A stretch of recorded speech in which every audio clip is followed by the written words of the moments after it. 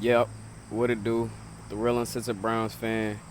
Tuning in early today. Got a game, preseason, week 3 versus the Falcons. Um, yeah, man. My Brownies is in the A right now. Um, I don't know if they would have liked it or not being up here in Northeast Ohio or North Ohio. Um, Simply because right now it's early and it's already 82 degrees, like, which means it's only gonna probably get hotter. Um, so they gonna be playing in the dome, so they ain't got to worry about any of that. I mean, I'm blinking and shit on the camera. I can't even open my eyes for real. Probably should just get some glasses, but camera's rolling, I'm rolling. Let's keep rolling. Um, so this is this is a game where we, play a little bit of the starters. Now, I mean, as far as Atlanta, like Atlanta used to be a team that I liked a lot. Like, I mean, it was a cultural icon for real. Atlanta was, as far as like in the NFL. But that was only because of the guy that made me like football in the first place, and that is Michael Vick.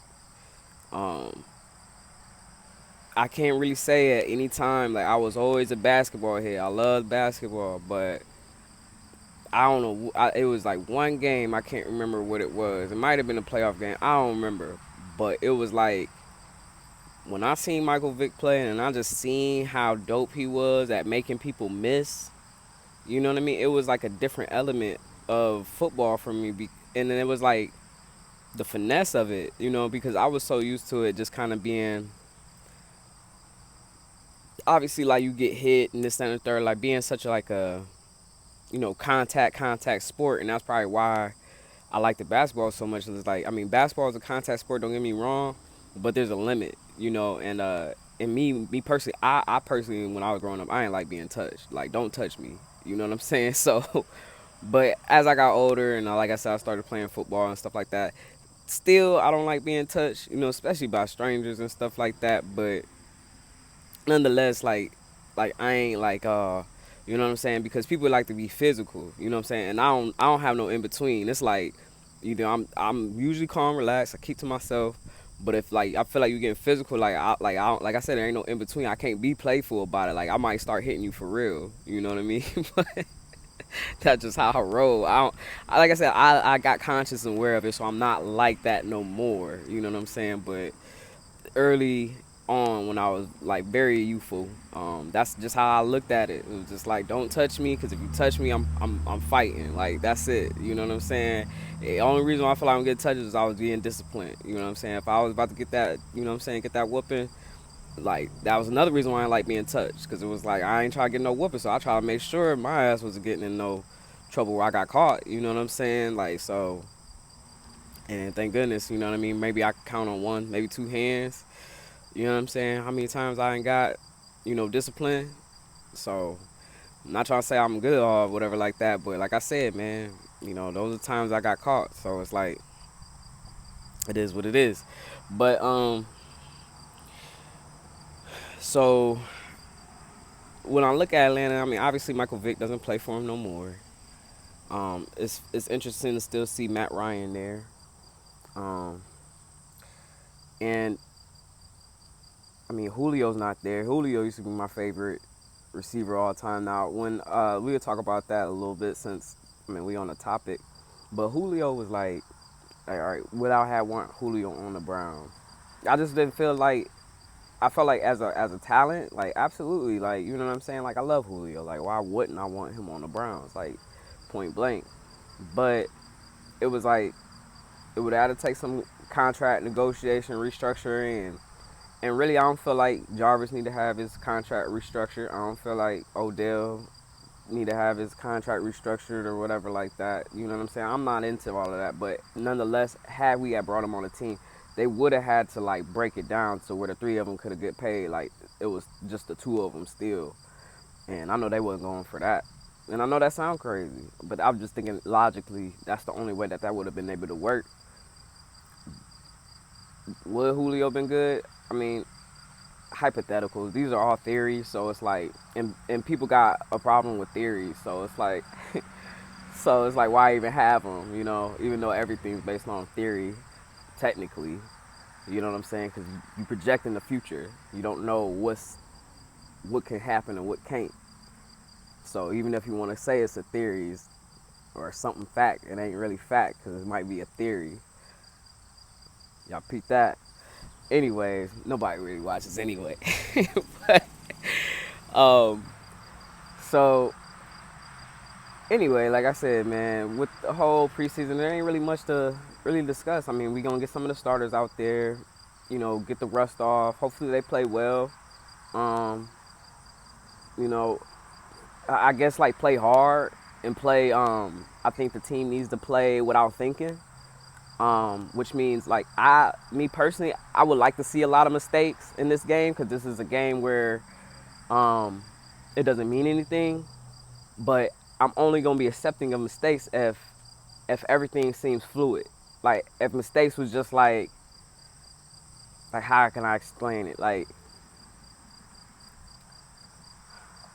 okay, no, under normal circumstances, you wouldn't have done that.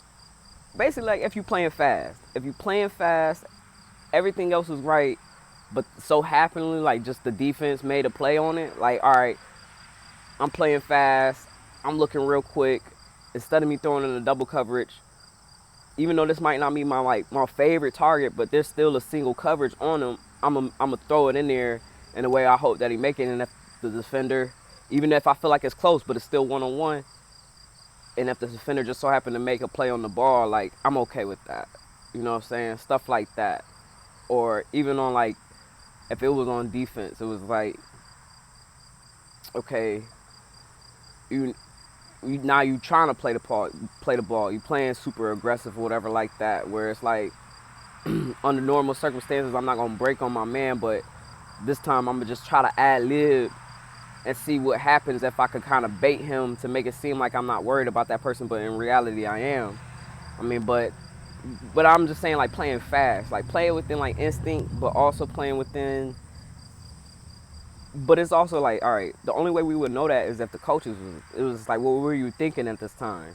You know what I'm saying? So as long as they come back, like the players be like, oh well, I seen this and I did this, so I just, quickly just thought to do this. You know what I'm saying? And just seeing how it works and how it don't work. You know what I'm saying? But as long as they play fast, as long as they play without thinking, I'm okay with mistakes. I'm okay with a loss. I'm not trying to go undefeated in the preseason. Like it's just the preseason, and usually when we do that, it doesn't mean anything well in the regular season. So yeah, that's really what I want to see. Out of the entire team. I mean, everybody that's playing just play without thinking and play fast. Not saying like don't know what you're supposed to do. It's harder.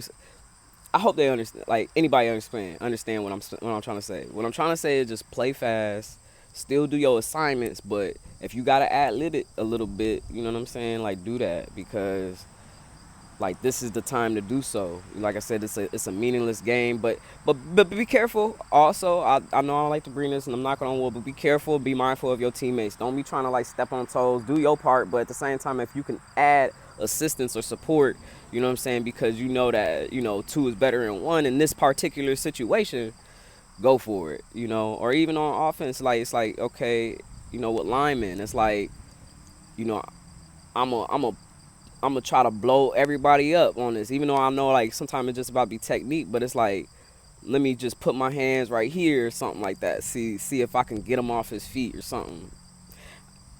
I didn't play line, so I'm probably sounding crazy right now. So I don't even know like if there's any type of ad libbing that linemen could do that would be of the benefit. Like, cause I think we would really want them to just kind of do their thing. But maybe okay, well Baker could just do some ad libbing at the line of scrimmage to tell the line to do a different, blocking type of scheme based off of what he see and this that third. You know what I mean? Like just let it go crazy. Let them go crazy. Actually, like what they should do is just let the players call their own plays.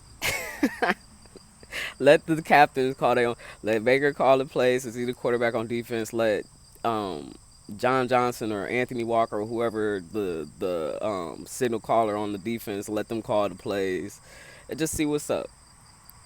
But I don't know. That's crazy. I know I'm saying. I'm just trying to give a hot take, if you will. Anyways, it's gonna be fun to see this game. The real and Browns fans signing out.